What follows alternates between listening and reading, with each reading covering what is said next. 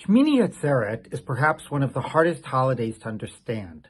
It has its own identity. It has its own name. It's called Atzeret in the Torah.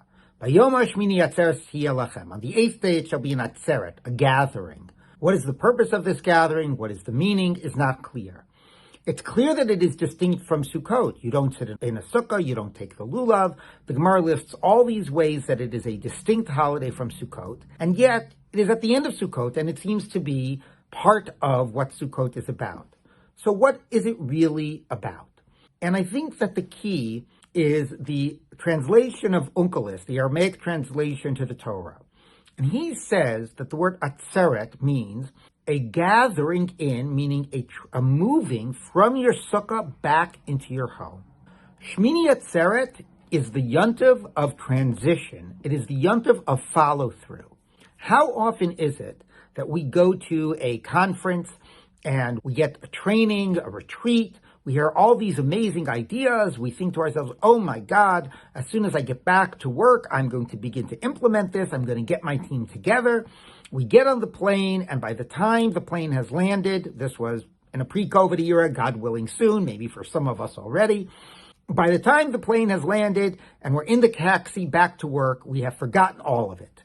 It's back to work as normal. Shmini Atzeret is telling us that how we actually learn lessons is the key is through follow-through. If we want to learn the lesson of Sukkot, we have to pay attention, have a chag that says, you are now transitioning into the home. What have you learned? What have you learned about rejoicing before God, about praying before God, about God's protection? Remember now, hold on to that message and pay attention, be thoughtful, and bring it back with you into the house. And this is also a question about Yom Kippur and Rosh Hashanah. We do a whole process of tshuva, of introspection.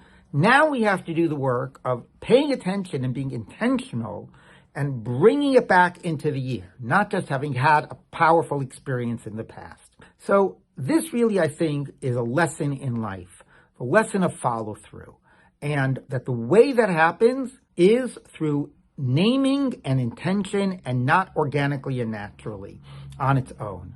So for this coming Shmini Atzeret, let's embrace the identity of the Chag and know that if we want to learn lessons and internalize them, we need to actually consciously identify the act of transition and follow-through that is going to make those lessons our own and a lived part of our lives.